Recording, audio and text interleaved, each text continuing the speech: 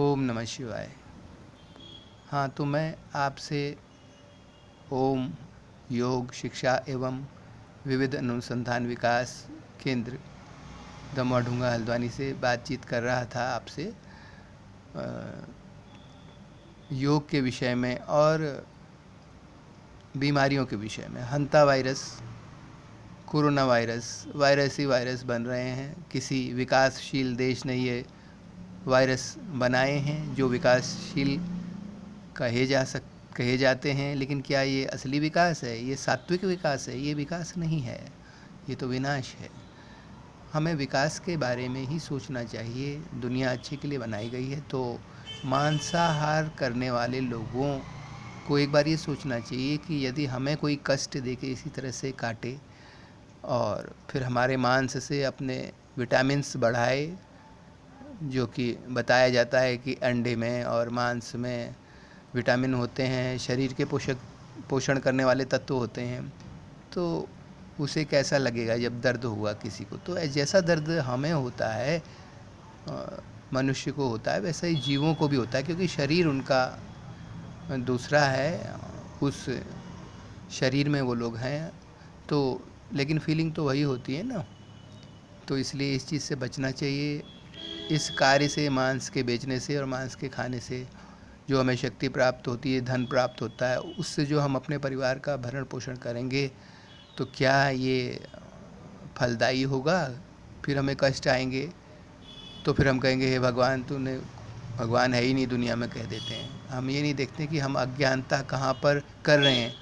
हाँ, कई लोगों को बताने वाला नहीं मिलता है। वो बचपन से उनके परिवार में ये कार्य चला आता है, मांस काटने का, बेचने का, तो उनको कोई बताने वाला नहीं मिला ना, उन्होंने वही कार्य किया। लेकिन अब जब कोई बताने वाला मिल जाता है, तो हमें मांसाहार छोड़ देना चाहिए, क्योंकि जानवरों के शरीर की बीमारियां भी हमारे अंदर आ सकती हैं। मांसाहार तो एक अच्छा कृत्य नहीं है, अच्छा कार्य नहीं है। उसके बजाय फल हैं, शाक है, सब्जी है, लीजिए। अब कई लोग कहेंगे भाई शेर घास खाएगा। भाई शेर और मनुष्य में अंतर है ना। शेर भी घास खा सकता है यदि उसे कोई सद्बुद्धि आ जाए, उसका विवेक जागृत हो जाए। तो हमारे दुख का मूल कारण, हमें दुख क्यों होता है, रोग क्यों होते हैं, हमारा मूल कारण हमारा अविवेक है, हमारा अज्ञान है, लैक ऑफ नॉलेज। भाई क्या करना है, क्या खाना है, क्या नहीं खाना है, किस चीज़ का व्यापार करना है, किस चीज़ का व्यापार नहीं करना है। सिगरेट बनती है, वाइन बनती है, कई तरह के गुटके बनते हैं, खैनी, तंबाकू, ये सब क्या है? जीभ के नीचे रख लेते हैं और फिर बीमारियों का खतरा भयंकर है ना। तो ये मनुष्य के लिए नहीं है, और हम परमात्मा की संतान हैं, हमें इन बातों का ध्यान रखना चाहिए। आज मेरा यही निवेदन है कि मांसाहार जो लोग करते हैं, उनके घरों में चलता आया है, वो इसमें कोई बुराई नहीं समझते, क्योंकि उनकी ट्रेनिंग ही ऐसी है कि अरे कुछ नहीं, ये जीव तो आते जाते रहते हैं, हम तो मनुष्य हैं। लेकिन फिर भी किसी को कष्ट देने से पहले एक बार सोच लीजिए। यदि कोई आपको इस तरह से कष्ट दे के काटेगा, तो आपको कष्ट होगा और आपके अंदर से फिटकार निकलेगी कि भाई ये क्या कर दिया आपने। सुख के लिए, अपने विटामिन बढ़ाने के लिए, अपना शरीर मजबूत करने के लिए हमारे साथ ऐसा व्यवहार किया जा रहा है शरीर के साथ। तो ऐसे ही जानवरों के, जिनका मांस हम लोग खाते हैं, बेचते हैं, वो लोग, उनको भी तो ऐसा ही अनुभव होता होगा। तो एक फिटकार उनके अंदर से निकलती है और कई तरह के रोग फैलते हैं, दुर्भावना निकलती है कि भाई ये क्यों किया इन्होंने। तो इस तरह से आप लोगों से यही निवेदन है कि आप लोग नशे की चीज़ें भी छोड़ें, उसका व्यापार भी छोड़ें, क्योंकि उससे जो पैसा आएगा वो घर में सात्विक समृद्धि, सही मानों में जो समृद्धि, प्रॉस्पेरिटी या अमीरी कही जा सकती है, वो नहीं मिलेगी। कहीं न कहीं से उस कृत्य का कुप्रभाव आपके जीवन में पड़ेगा। कई लोगों को बताने वाले मिल जाते हैं, उसके बाद फिर अमल करना पड़ता है, क्योंकि आदत सुधारना ये बहुत बड़ी चीज़ है। जैसी आदत पड़ जाएगी वैसे संस्कार हो जाते हैं, और जन्म जन्म तक वो संस्कार, फिर दूसरा शरीर भी मिल जाता है तो वो हमारे साथ चलते हैं।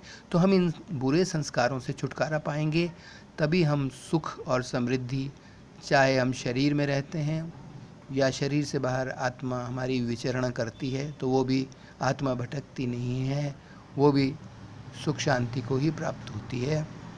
इस तरीके से आज मैंने एक छोटा सा निवेदन किया, अगर आप अपने जीवन में नशे का सेवन करते हैं तो इसे बंद कर दें, क्योंकि आपके आने वाला जो आपका जो वंश है, जो आपके बच्चे हैं, वो कितने इनोसेंट होते हैं। देखिए आप, उनके संस्कार, उन पर भी प्रभाव पड़ेगा, है ना।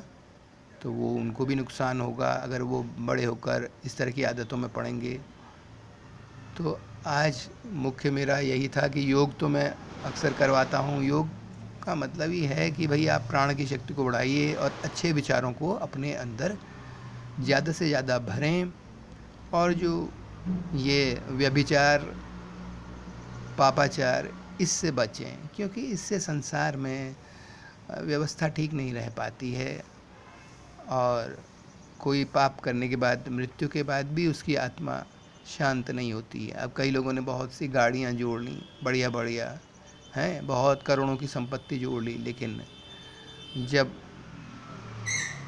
एनकाउंटर हुआ तो वो सब छोड़ के उन्हें जाना ही पड़ा, और नाम भी बदनाम हुआ और सब संपत्ति बर्बाद भी हो गई। अब जो लोग इस्तेमाल करेंगे उन्हें भी सोचना चाहिए कि भाई इस राह में जाके होता क्या है। आप किसी को मारेंगे, गोली चलाएंगे, तो वो भी आप पर, कोई ना कोई आप पर भी गोली चलाएगा कहीं ना कहीं से। आप बुरा बोलेंगे तो कहीं ना कहीं से आपको भी बुरा सुनने को मिलेगा। तारीफ़ नहीं है इसमें कि हम ज़ोर ज़बरदस्ती से, अपनी ताकत से लोगों को जीतें। प्यार से जीते दिलों को वो झुका दे आसमां। वो सिकंदर क्या था जिसने जुल्म से जीता जहां। इस तरह के गाने भी हमारे फिल्म इंडस्ट्री में बने हैं। सारा कारोबार जो है लोगों का डिस्टर्ब हो गया है। हाँ, लेकिन फिल्म इंडस्ट्री है या कोई भी उद्योग धंधे हैं, कोई भी बिज़नेस है, तो उसमें सात्विकता रहनी चाहिए। अभी भी हम करें, खूब योग करें, खूब प्राणायाम करें, सुबह सुबह पसीना बहाएं। मैं योग बताता हूँ आपको, कई लोग बता रहे हैं। योगासन कीजिए, खूब पसीना बहाइए, खूब मेहनत कीजिए, है ना। और बुरे विचार या बुरी नीतियाँ जो दूसरों के लिए हानिकारक हों और अपने लिए लाभदायक, वो आपको दुख ही देंगी। ये बात मानी हुई है। अंत भले का भला, अंत बुरे का बुरा। अब ये प्रवचन नहीं है। आप सोच रहे होंगे कि किशोर भाई आज प्रवचन कर रहे हैं। कई लोग मेरे मित्र हैं, वो बहुत नाराज़ भी हुए। अपना पांडे जी अपना प्रवचन रहने दो, हम अपने हिसाब से चल रहे हैं, हम ठीक हैं। लेकिन भाई मैं तो अपना कार्य करूँगा, क्योंकि मुझे फ़ायदा हुआ है प्राणायाम से, योग से, अच्छे विचारों से। स्कूलों में क्या पढ़ाया जाना चाहिए? प्राणायाम करना सिखाना